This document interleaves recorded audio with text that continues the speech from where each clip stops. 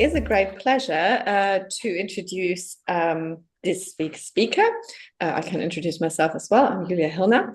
I'm a cluster professor, but I would like to introduce Elizabeth Urban, our speaker for this week. And Elizabeth is an associate professor of history at Westchester University, which is in Pennsylvania, which is where she is joining us from. Elizabeth specializes in the first 2 centuries of Islamic history. So it's a bit earlier than Pernilla Mern, who came to talk to us about concubines in pre-modern Islamic history a few weeks ago, as you might remember. So now we're being treated to an even earlier period. In 2020, Elizabeth published her book, Conquered Populations in Early Islam, with Edinburgh University Press. The book analyzes the process of Muslims of slave origins joining the Islamic community in this early period. And in the book, she argues that enslaved and freed persons provide a fruitful window into early Islamic history because they were liminal figures, and therefore their joining sparked debates about the political, social, and religious boundaries of the expanding Islamic community. And of these debates, obviously, we will have records. So reading them against the grain leads us back to enslavement. Elizabeth's current research continues to explore early Islamic history through the lens of unfreedom and also asymmetrical dependency. And she's currently studying the depiction of unfree women's bodies in early Islamic historical sources, including descriptions of physical labor, corporal punishment, hair, clothing, and piercing.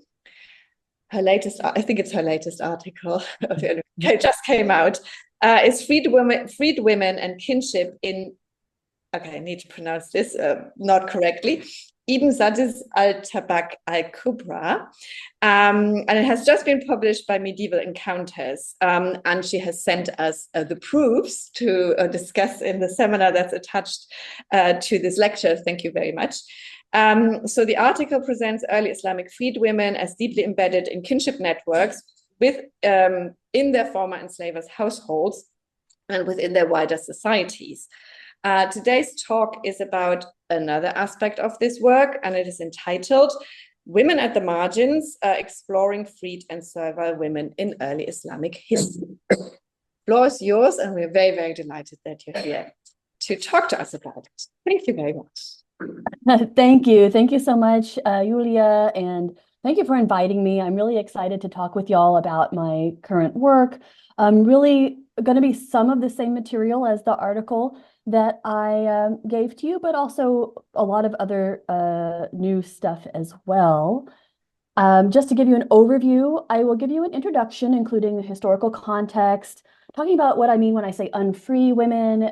Y'all probably have some knowledge of the ways that people can be unfree or be enmeshed in relationships of asymmetrical dependency without being enslaved per se. And these are women that I'm interested in today. I'll tell you some about my sources and some about my methods. Then I'll show you some of the texts. We'll do some close reading of some texts together. I'll show you how I'm reading them, including some ways that I'm having to be cautious about the ways I read and analyze these texts, which are all written by male authors of the enslaver class. And so we have to read them with some caution. Some of the themes that I'll talk about include domestic labor, the connections that enslaved and freed women create among elite households, and that's similar to what you read about in your reading for today. The ways that intimacy can engender knowledge for these women. It can also engender danger and vulnerability. So there's kind of a double-edged sword there.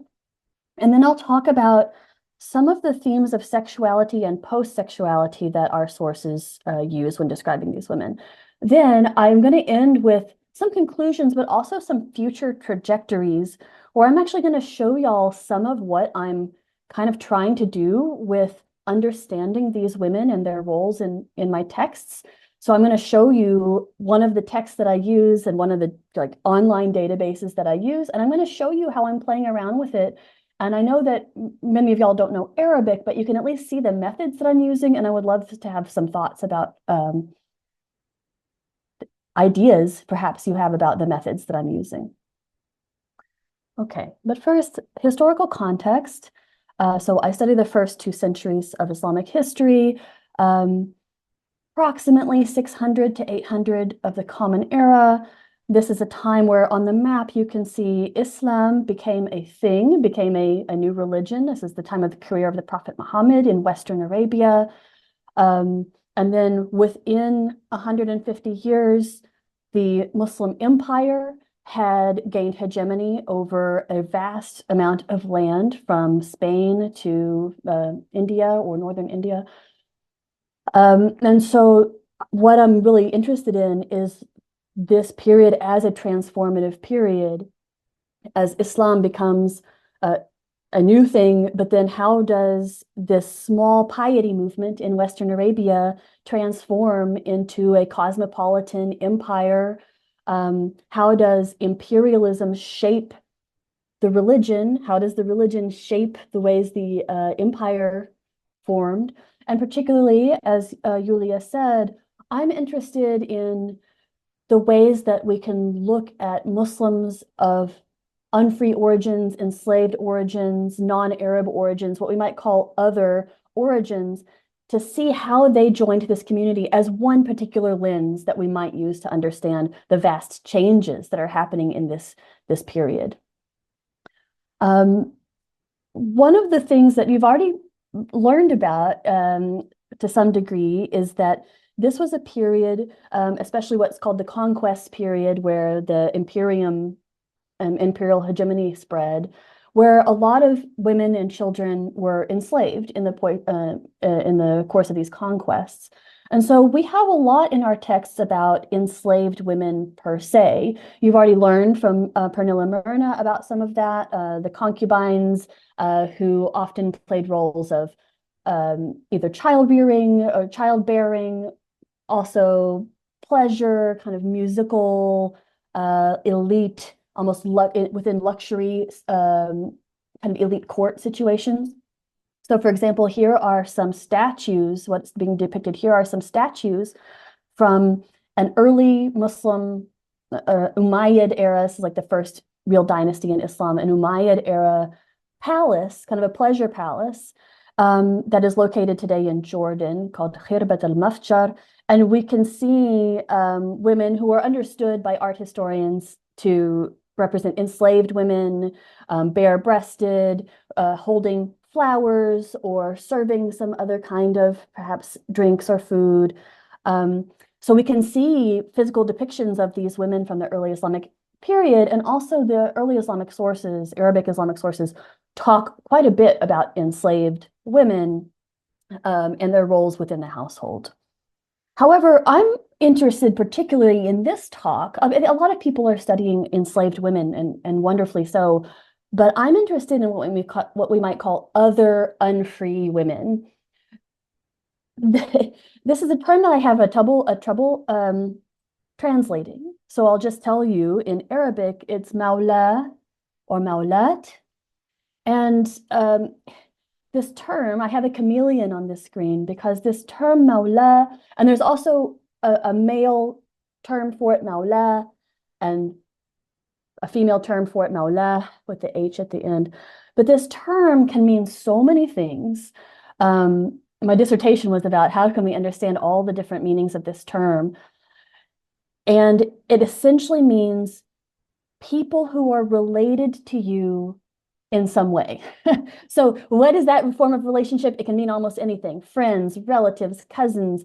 I argue that in the Quran, this term means fellows in faith. That is, other people, all the Muslims who have joined this earliest believers community are all each other's mawali. They're each other's relatives in faith.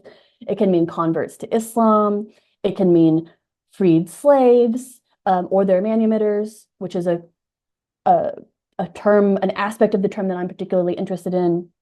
It can mean clients or their patrons. That's part of the challenge of the term, is that it's like the word spouse in English. It's got a dual meaning. It can mean either party in that relationship. In a heteronormative relationship, the husband and the wife would be both the spouse. So in this case, both what you might call the lower mawla, the freed enslaved person or the client and the upper Mawla, their manumitter or their patron, both get called Mawla. And then also it's not in the period that I'm studying very much, but it becomes later very much associated with non-Arab ethnicity. So again, that's something I'm interested in, the relationship between enslaved origins and this kind of non-Arab ethnic signifier. But I will say in my period, it's not got quite that connotation yet. I've only found one source out of the many, many, many that I've read that implies that Mawla might mean non-Arab Muslim woman. So I will probably use this term a lot, Mawla. When I use the word freed woman, that's the term I'm using. However, some people who are Arabists, who are, specialists in Arabic will say, we have to be careful not to just translate it as freed woman because it can mean all these other things as well. So servile woman, unfree woman, freed woman, it's a really challenging term to translate. To tell you a little bit about this term, wala is like the institution that the Mawla is involved in. It is still, after manumission, the Mawla still has a relationship of asymmetrical dependency with the former enslaver. So there's a legal tie that's created upon manumission. The manumitter inherits a portion of the freed person's estate. That's part of the deal. They get that monetary benefit. In return, the manumitter also has to be responsible for the freed person in case they commit a crime. Who's in charge of paying the blood money for that crime? It's the manumitter. So there's kind of still a protective relationship. I'll pay for you, take care of you in some ways. In return, I get to inherit from your estate.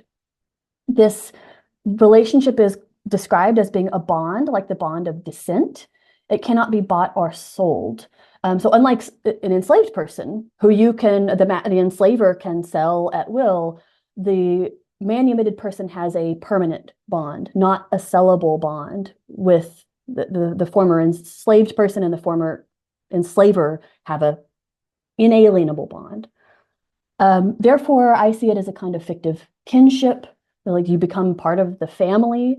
In fact, calling someone a Mawla often, and I can talk about naming a little bit later, but it often replaces a person's last name in Arabic. So in Arabic, the ways names usually work for free persons, for freeborn persons, is that you'll be called so-and-so, son of, or in this case, daughter of so-and-so.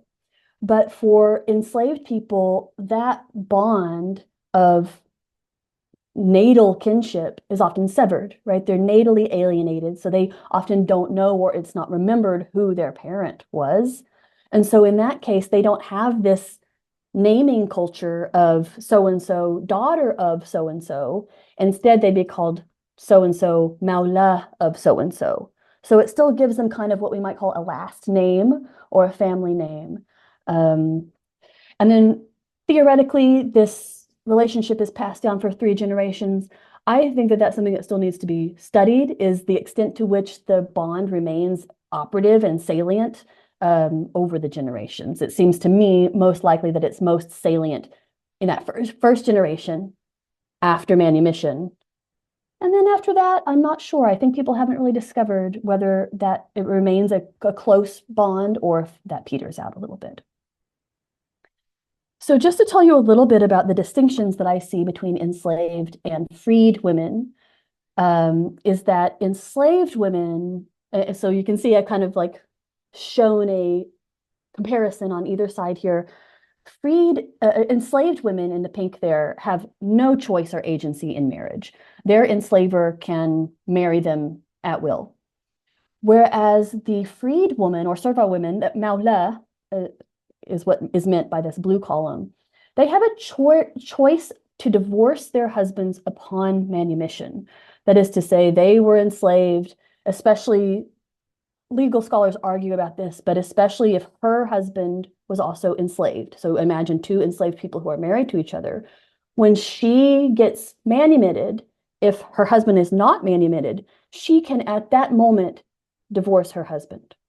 And there's a lot of questions about why is that? Is that because she now, as a freed person, as a no longer enslaved person, has consent and can say no in ways that enslaved people cannot consent to anything, essentially.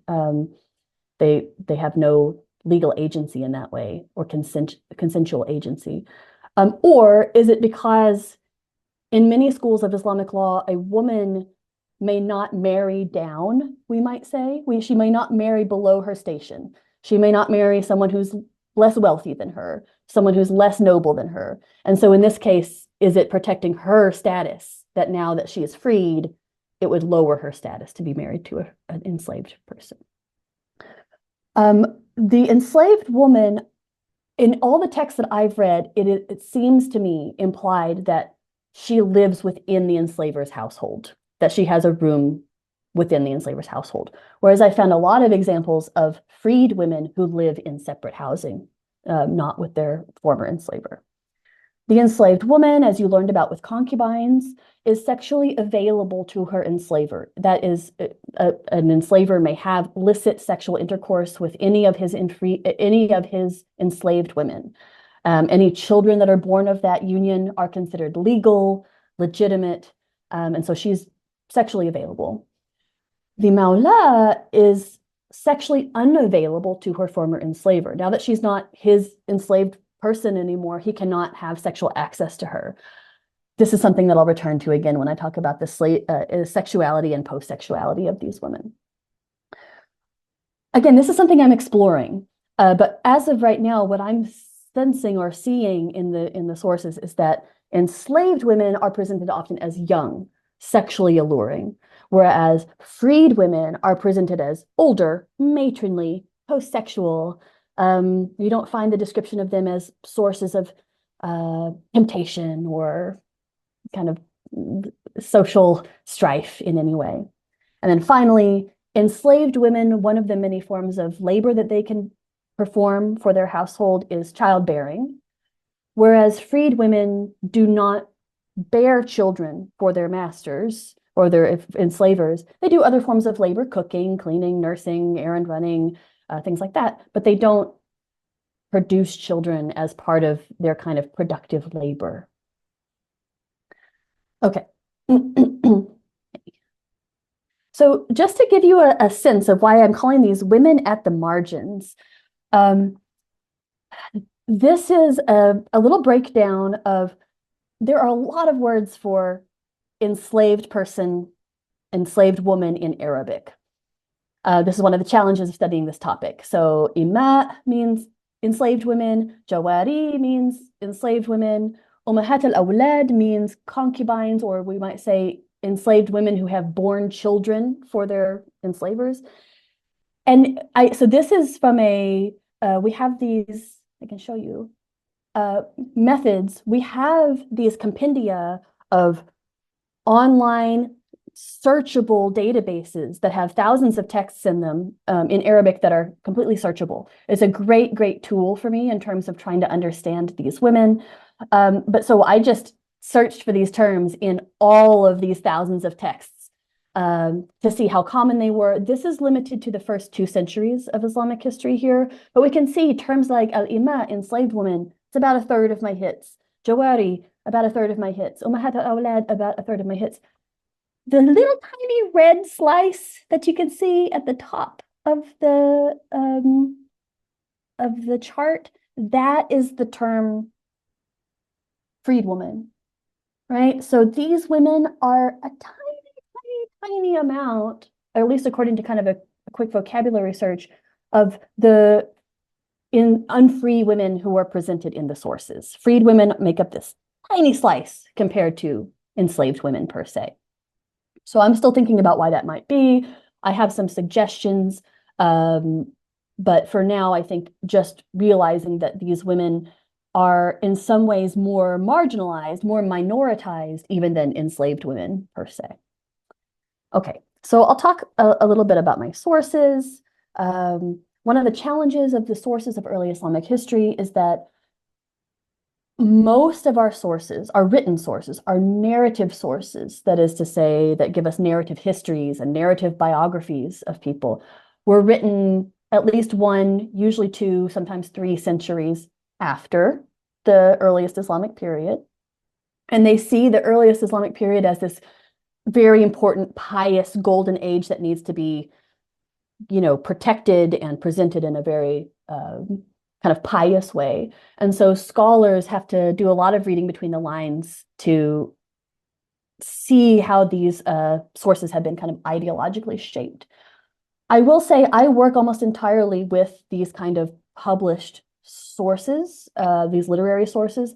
There has been a documentary turn in my field. That is to say, people are looking more and more at epigraphy and numismatics and papyri, and those are going to be really important sources to kind of check against what we find in the literary sources. But I use these literary sources.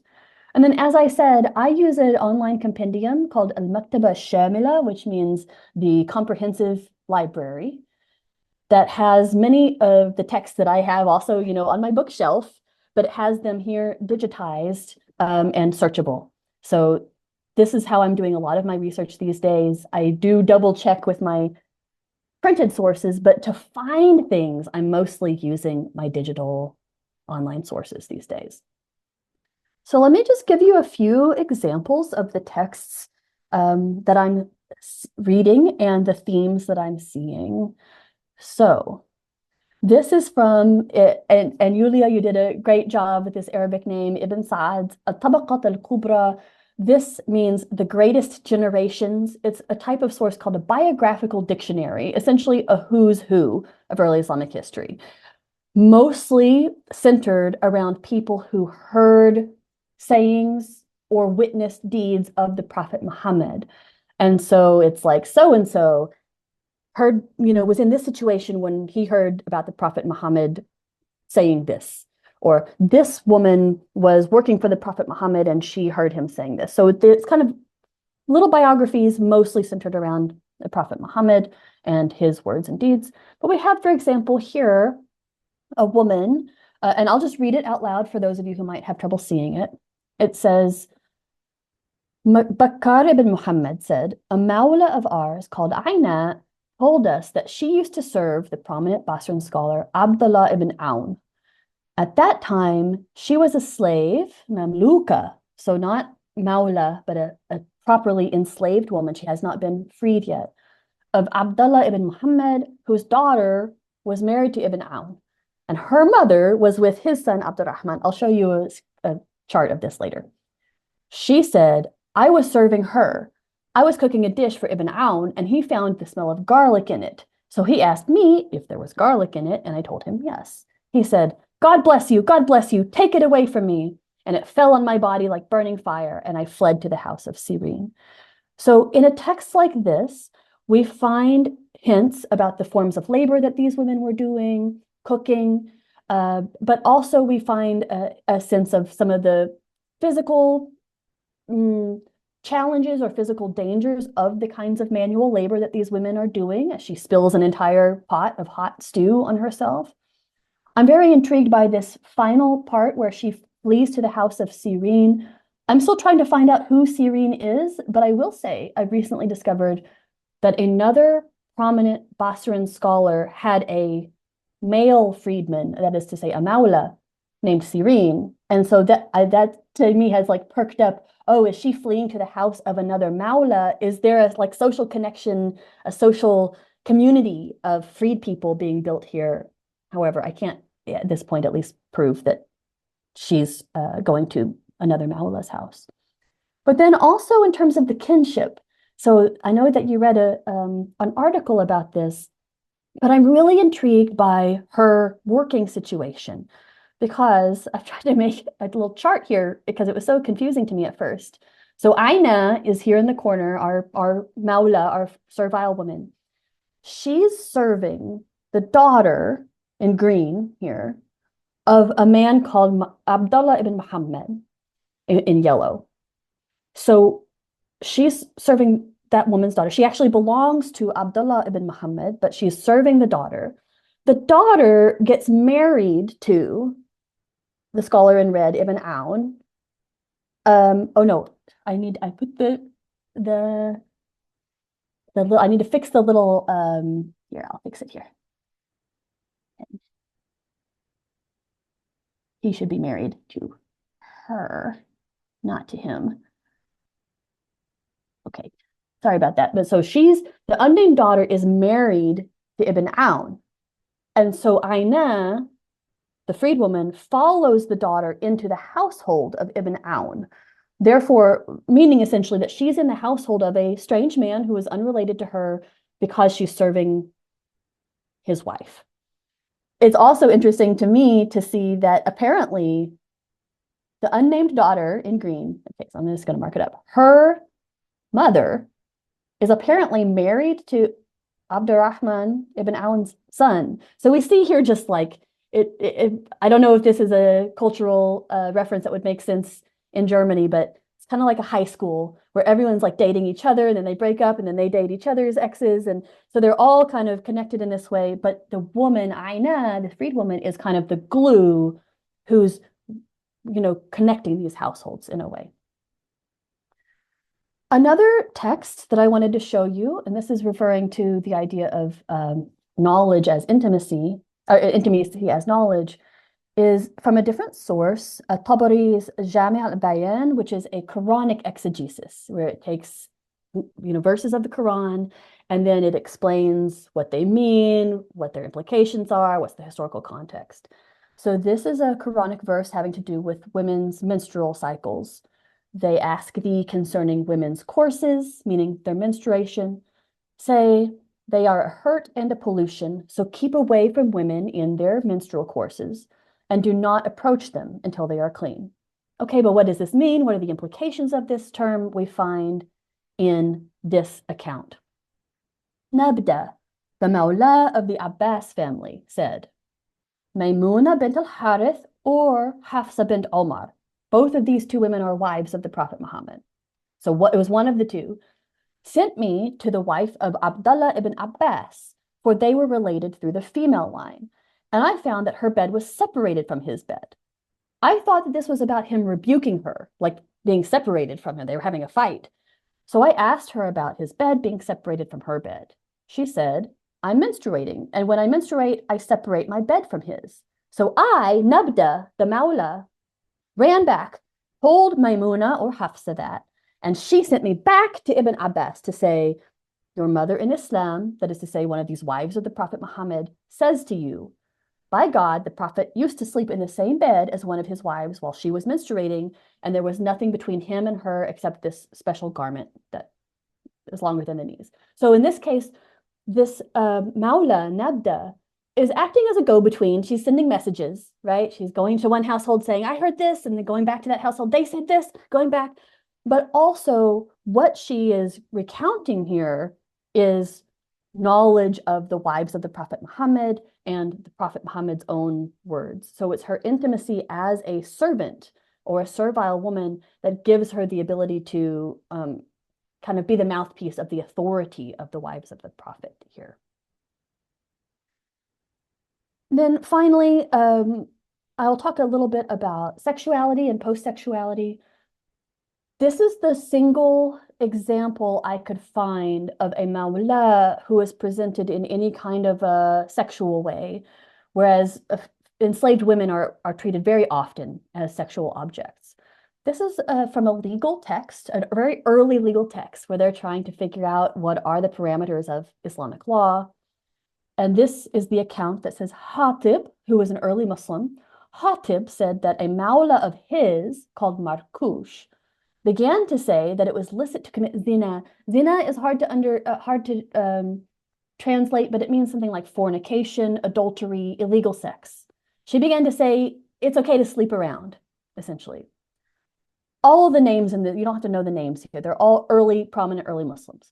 Omar asked Ali and Abdurrahman ibn Auf about her, and the two of them said, give her the had punishment, i.e. stone her to death, which is the post-Quranic punishment for adultery for free women. Then Omar asked Uthman about it, and he said, I see her declaring it lawful, as though she doesn't know it's not lawful. the head punishment, stoning to death, is only for people who know that what they're doing is wrong. So Omar agreed to flog her, a non-lethal punishment, a less severe punishment, and they did not stone her. Flogging is the legal Quranic punishment that's given to enslaved women who commit fornication or adultery. The Quran, what it explicitly says is that enslaved women are to receive, and enslaved people are to receive half the punishment for adultery as free people. So in this case, this woman is being given half the punishment, even though she's now free and should be getting the full punishment. There's some ambiguity or some realization that maybe she hasn't been properly socialized into the mores of free women, and so we should give her the lesser punishment. And so we see here maybe what we might call a promiscuous Mawlayāt, whereas usually it is free women are presented as very chaste, enslaved women are presented as promiscuous. This is the only time I've found an enslaved woman, or excuse me, a freed woman, a Mawlayāt, being presented as promiscuous. Now, all of these texts need to be read with caution. So for example, the little house icon is meant to indicate that some of these early accounts are clearly shaped with the goal of demonstrating that some of these early male Muslims, prominent, pious Muslims, ran their household with a combination of justice, propriety, a firm hand, but not too firm, right? That they would run their household in a very just and proper way, in the same way that they might, for example, run a city or run the whole empire in a just and proper way. So, for example, there's a story about one of the Umayyad caliphs who's presented as extremely pious, called Omar ibn Abdul Aziz, who had and he's known for his charity and his chastity and his propriety and his justice, that he found a freed woman of his taking some food from a charity kitchen. So she's not supposed to take food from the charity kitchen. She lives and works for this very elite household. But he catches her just taking a scoop of cottage cheese, essentially, from the charity kitchen, and he takes her home and he tells her what a bad thing that was. And it's hard for me to know whether this is something that really happened, or is this a symbolic story to show how Omar ibn Abdul Aziz kept his household in order, just as he kept the Muslim polity in order. Similarly, the wee little thought experiment, one of the challenges of the legal texts in particular is, and all of the sources I've mentioned are all written by male urban elite authors of the enslaver class. And so you have to take them with a grain of salt, but the legal sources in particular are interested in Mawlayāt women, freed women, to me in ways that seem like it's a thought experiment as opposed to social history. That is to say, because freed women become part of inheritance, right? Who inherits part of her estate? The enslaver inherits part of her estate in certain circumstances. Therefore, the legal scholars become really obsessed with the intricacies of the way that the freed woman might play in difficult inheritance cases. And it's hard for me to tell if these are real or if they're hypothetical.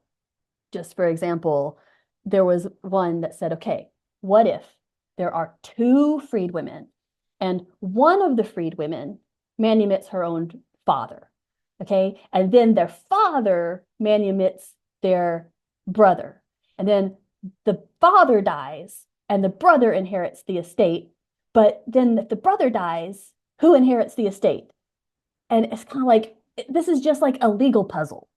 You know, it doesn't strike me as a real situation that someone might have come up with, or at least it's hard to tell. So I want to read those with caution. So that brings me to the future directions. And one of the things I'm trying to do with the future directions is to see if digital technologies and machine reading and big data analysis can help us overcome some of the male authored problems of the sources, that is the fact that they're male authored and they're talking about freed women rather than really representing those women from their own perspectives. So doing things like comparing free, freed, and enslaved men and women, and really just trying to see how common are these terms? How often are these terms associated with other terms involving ethnicity, involving punishment, involving transgression, involving piety, and really just try to let the computer show us the ways that these ideas might all be connected. Again, computer analysis of these vocabularies, and then digital methods that can help us see household relationships. As I've mentioned, I think these Mawlayāt women, these servile or unfree women, often play a role of kind of a social glue between families. So is there a way that we can actually trace and map out and depict the networks that are connected by women and including freed women? So I actually am going to stop my screen because I want to show you some of what I'm trying to do in that regard. And then I'll wrap up with some conclusions and we can have a discussion. So this is my source that I use. I can go back to it. This is At-Tabaqat al-Kubra, the source that I used for the article you read. It's got 8 volumes. It's all biographies. It's a source I'm really enjoying exploring on this database. And here you can see, again, I know you don't know Arabic, many of you, but you can see that it's an online source. What is here is like the table of contents. So you can go and read it page by page by page. But what I really love to do is use the search and then just search for different terms. So just for example, I'll show you. I search for, oh, I need to be on Arabic, yes. Mawla, this is the Arabic term Mawla, right? And I just click that and it will simply tell me, okay, look, there were 68 hits. I have to then go and read them carefully because the search has some difficulties, but we can see, okay, 68. What if I do the masculine term instead, which is Mawla, and I can just already see, okay, now I have 702. So just noticing, even without doing any of the analysis yet, there's a lot more male Mawali, male servile people, freed men, than there are freed women in the texts. So that's not surprising, but it's just, this is giving us some kind of verification is perhaps too strong of a word, but some corroboration for how big of a difference are we talking about between men and women.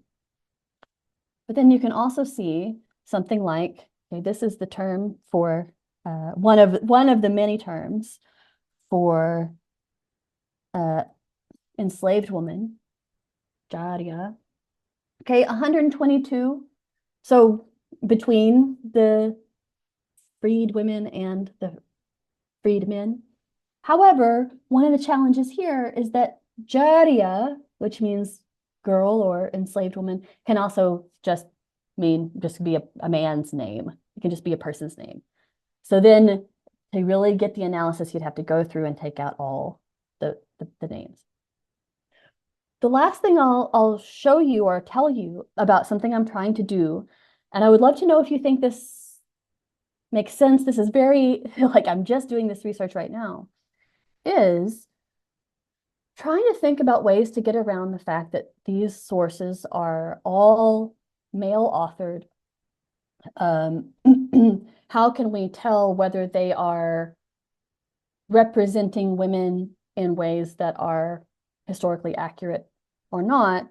I had a thought that one way that we might at least begin to try to explore this idea is that even though none of our sources are written or compiled by women, they do report about women's actions, and particularly women's speech.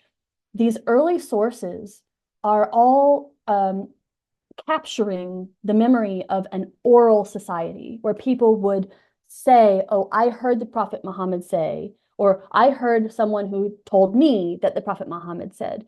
And so we have women involved in this oral transmission. And other scholars have argued that women played actually a quite prominent role in the first 2 centuries, or the first 2 generations or 3 generations of Islamic history, when it's still an oral society, when they're still able to hear and report verbally, and that women become increasingly cut out of the kind of production of knowledge as it turns to a more written culture. But because these sources that I'm reading capture, and I can just stop my share for a moment, capture at least purported women's speech, I'm wondering if we can take not women's writing, but women's speech as a kind of archive of women's realities or women's perspectives. That is to say, do they really represent what women said, or are they just, again, male-authored representations of what women say?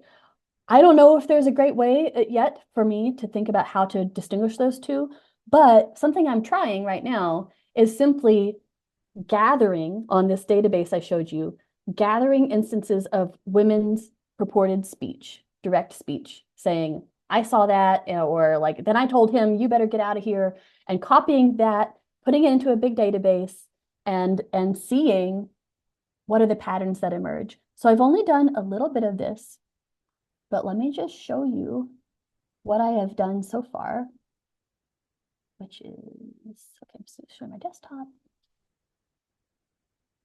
And nope, this. Something I did, I can even show you the charts that I made. So freeborn women's speech, for example, I chose 10 women. On the right, on the left rather, is their name. On the right is all the speech I could find, the direct speech, when it said like, and then she said, I want to go there. I copied and pasted that and put them into these documents. And then I had the computer crunch the numbers for me to see in what ways are these women's speech related to each other. You can see that all the ones in green are freed women, all the ones in red are freeborn women. I was really interested just to see, and I'm still adding to this, right? This is just the most preliminary finding, to see if, for example, I really didn't know what I was going to find. Would all the freed or servile women speak in a similar way, and all the free women speak in a certain way? That's not what's appearing here. What is appearing here is other clusters of, I'll just tell you, these are all people who are on the top here, trying to draw. These are all people who are directly related to the Prophet Muhammad in Mecca. These are people who are not directly related to the Prophet Muhammad in Mecca. And these are people who are either not from Muhammad's tribe at all, from a different town, a different city. And so we're seeing some clusters based more on proximity to the Prophet Muhammad and place rather than freed status or class. I still don't know. And again, I would love to kind of hear from y'all methodologically about what is this? Is this showing us, is this helping us see historical reality, or is this helping us see the ways that our male authors perceived of early Islamic history? Is still a kind of a methodological or intellectual problem that I'm grappling with. But I would love to hear from you all about it. And that's the end of my talk. I'll just reiterate that one of the problems I've found with all of the sources I've shown you so far is that they are male authored. And I would love to hear any thoughts that you might have about how we can recover servile women's in particular experiences from the pages of these texts. Thank you.